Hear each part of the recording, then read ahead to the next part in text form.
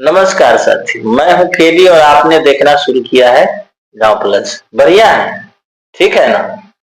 क्या कहा जाए, बिहार के माहौल को आज तक ना कोई समझा है और हमको नहीं लग रहा है कि आज तक कोई समझ पाएगा। अब कहिएगा कि आप क्या बात कर रहे हैं, तो जी हाँ, विगत एक हफ्ता का अगर बात करें तो बिहार का उठापटक, बिहार की राजनीति मनोरंजन का केंद्र था पूरे देश के लिए।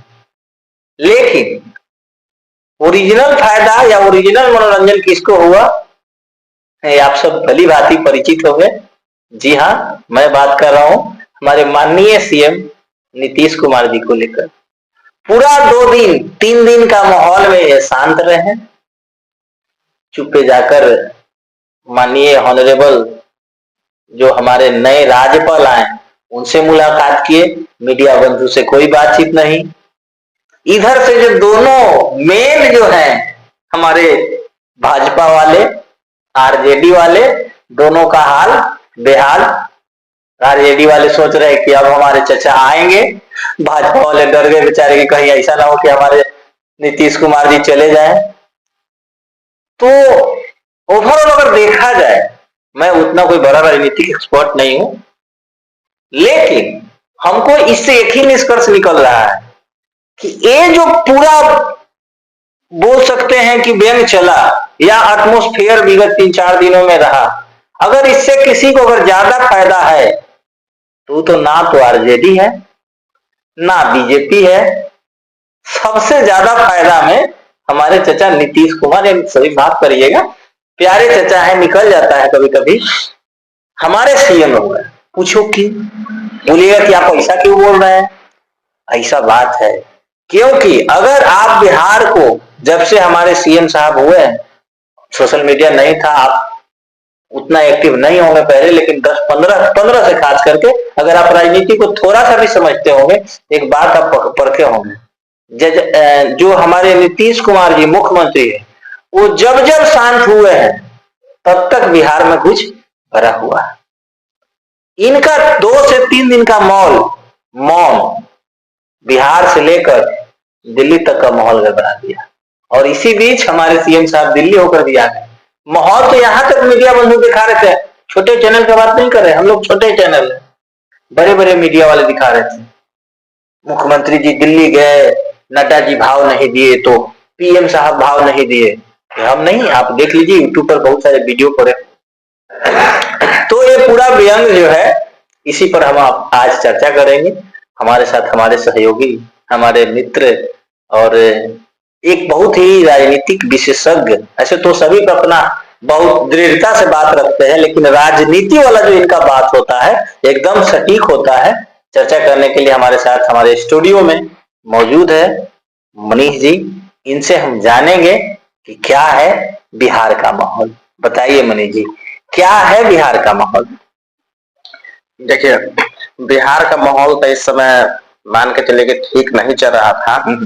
और ये जो आरजेडी का सुप्रीम जो लालू प्रसाद यादव थे, खुलेआम ऑफर भी दिए थे नीतीश कुमार के कि आप हमारे पास आइए, हमारे टीम में आ जाइए, हम दोनों मिलकर आप फिर से जो चुनाव 2025 में होने वाला है हम लोग लड़ेंगे। तो वही तो हम बात किए कि इधर हमारे सीएम साहब मौन हुए और यहाँ दोनों पार्टी में हड़बड़ी चालू हो गया। जैसे माननीय नीतीश जी जो है, तो ये पलटने में तो ये हिंदुस्तान में नंबर 1 पर है, तो कोई शक नहीं। साल में 3 बार मुख्यमंत्री, एक सेशन में। ये भी बात है कि बीजेपी वाला कभी मालूम चल गया था कि नीतीश कहीं न कहीं हमको हो सकता है धोखा न दे दे। वही हम बात कर रहे हैं कि सबसे ज्यादा तो फायदा इन्हीं को हुआ। ये आंतरिक दबाव बना रहे हैं, सुनिए ना, ऐसा तो नहीं है। तो इसीलिए बिहार के राज्यपाल बदल दिया गया।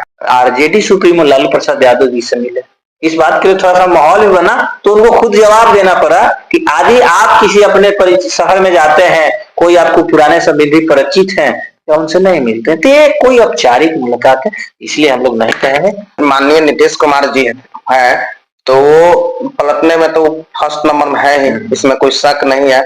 लेकिन यहाँ पर सबसे बड़ी मुसीबत हो जाता है बीजेपी के लिए, क्योंकि इस समय उनका लोकसभा में कोई सीट है, लोकसभा में आज पूरा बहुमत में सरकार केंद्र में नहीं है। 240 सीट है भारतीय जनता पार्टी के पास। अब 12 सीट इनका है और चंद्रबाबू नायडू का है। तो ये बहुत बड़ा मुसीबत हो जाता था। नीतीश कुमार और ये बीजेपी कभी नहीं चाहते हैं, क्योंकि नीतीश कुमार अभी समझिए कि बिहार का क्या बन गया है, किंग मेकर है।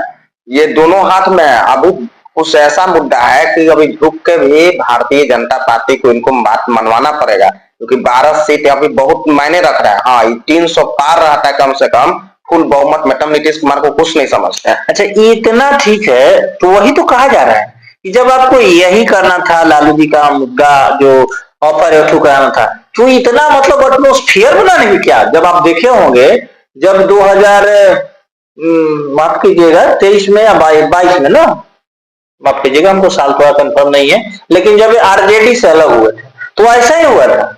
1-2 दिन तक, 3 दिन तक ये मीडिया से साफा दूरी बना लिए थे। उसके पहले जब ये बीजेपी से भी अलग हुए थे तो यही हुआ था। तो लोग एक कयास लगा रहे थे, ये एक तरह से बोला जाए कि उम्मीद पा लिए थे कि हो ना हो इस बार सीएम साहब फिर पलटेंगे।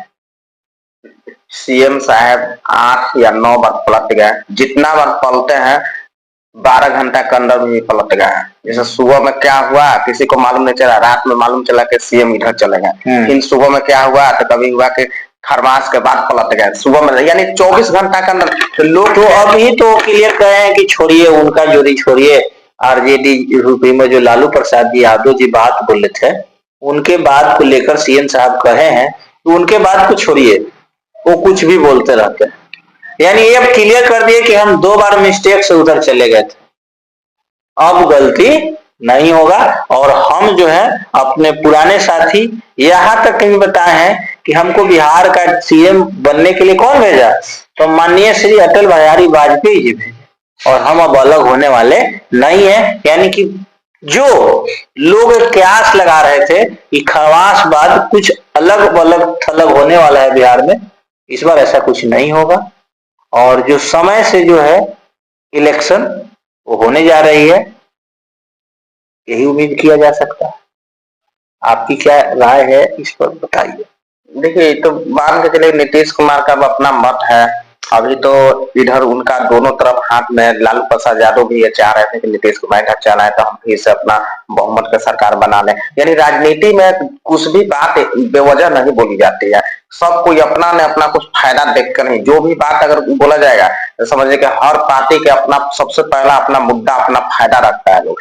बिना वजह की बात नहीं निकलता है कोई भी आदमी का। हो सकता है काम बन जाए। अगर नीतीश कुमार, देखिए पहला नंबर, हम इस चैनल के माध्यम से कई बार बोल दिया है, नीतीश जी के बगैर बिहार में भी कोई सरकार नहीं बना सकता। चाहे राजद हो चाहे बीजेपी हो, 2 बड़ा पार्टी है।